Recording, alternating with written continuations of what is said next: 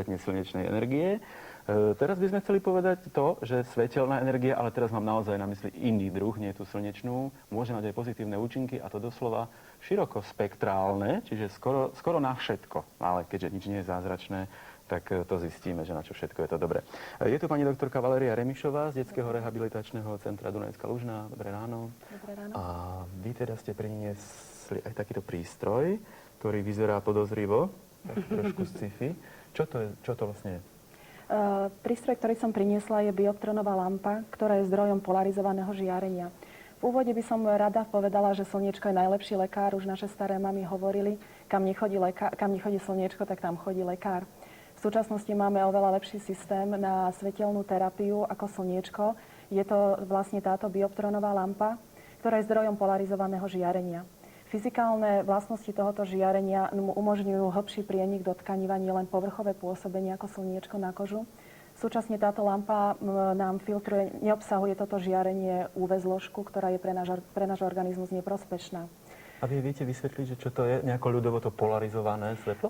Polarizované svetlo znamená, že vlny tohto svetla kmitajú v rovnobežných rovinách, to znamená, že v jednom smere. Preto je ten prienik oveľa hlbší do hlbších tkaní ako slniečko, ktoré vlastne nám pôsobí len na povrch kože. Súčasne toto svetlo využíva tri mechanizmy účinku. Má hlavne analgetický účinok, to znamená, že úspešne zbavuje pacienta bolesti. Má protizápalový účinok, čo znamená, že nám pomáha degradovať zložky zápalu a tým pádom urychľuje hojenie pozápalových ochorení. A tretím účinkom je biostimulačný efekt. To znamená, že stimuluje regulačné a reparačné mechanizmy organizmu. Toto žiarenie v podstate nie je samo nelieči, ale v podstate len aktivuje regeneračné mechanizmy v našom organizme. Preto jeho využitie je veľmi širokospektrálne vo všetkých odboroch medicíny. Hlavne by som povedala, že nie je tam obmedzenie vekové. Diagnózy v podstate môžeme aplikovať pri širokom spektre. Môžeme ľahko povedať, že nemá v podstate kontraindikácie.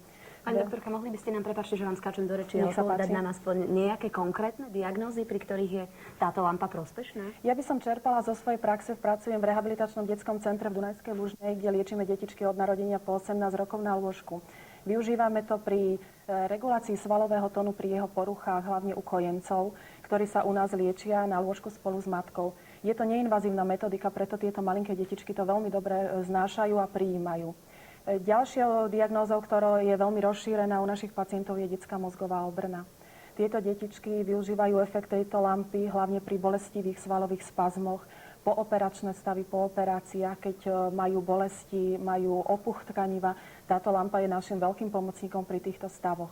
Umožňuje rýchlejšiu regeneráciu po operácii a súčasne nám umožňuje aplikovať naše rehabilitačné postupy v skoršom čase.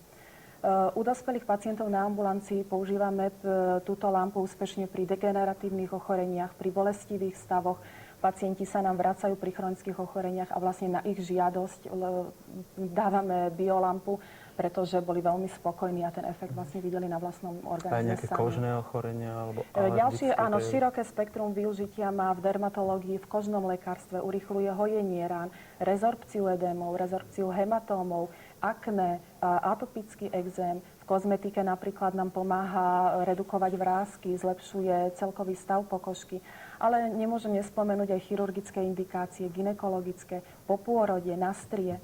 Veľkou výhodou je, že táto biolampa sa dá aplikovať aj u tehotných žien, kde väčšina metodík je kontraindikovaných. Čiže nemá žiadne nejaké nežiaduce účinky? V podstate nemá nežiaduce účinky a vlastne to je jej veľkou výhodou. Dá sa aplikovať pri všetkých stavoch, diagnózach a bez vekového ohraničenia. Čo je ako vyzerá tá aplikácia? A koľkokrát ju musíme postúpiť? Áno. Vždy je to na zváženie lekára. V podstate veľkou výhodou je, táto terapia sa nedá predávkovať. Aplikujeme 1 až 2 cm od suchej očistenej pokožky. Lúč by mal dopadať kolmo na to dané miesto. A pokiaľ je afekcia väčšieho rozmeru, tak postupne sa po 5 minútach zhruba posúvame po miestach. Tá aplikácia, tá frekvencia toho podávania je na zvážení lekára, ale v podstate nedá sa predávkovať. Dá sa niekoľkokrát denne dávať. Dá sa používať aj v domácom použití, takže to využitie je naozaj široké. Kedy sa na to prišlo, že takéto polarizované svetlo môže mať takéto účinky? Vlastne... Že ako dlho je to vlastne na Slovensku známe alebo vo svete? Táto lampa to využíva sa už 10 ročie. Zhruba my v rehabilitačnom detskom centre s tým pracujeme asi 5 rokov. Máme veľmi dobré výsledky aj našim veľkým pomocníkom, hlavne u tých malých detí, ktoré veľmi zle niekedy tolerujú invazívne zásahy do svojho organizmu. Táto lampa navodzuje celkovo pohodu, relaxáciu, takú harmóniu. Deti liečíme prevažne s matkou. Matka je prítomná pri terapii, pre dieťa je veľkou oporou.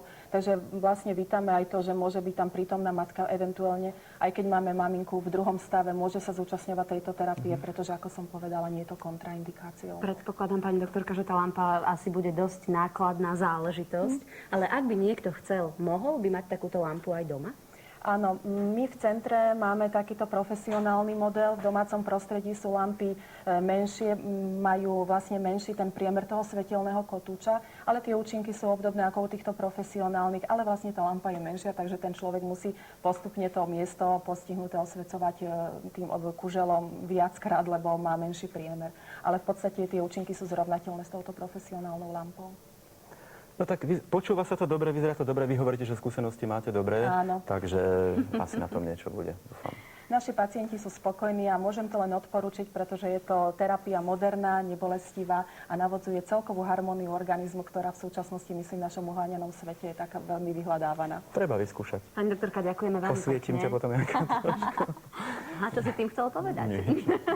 Ďakujeme veľmi pekne, nech sa vám Za darí málo. a nech sa vám darí s detičkami a nech máte čo najviac výsledkov s týmito vašimi pacientami, tých pozitívnych výsledkov.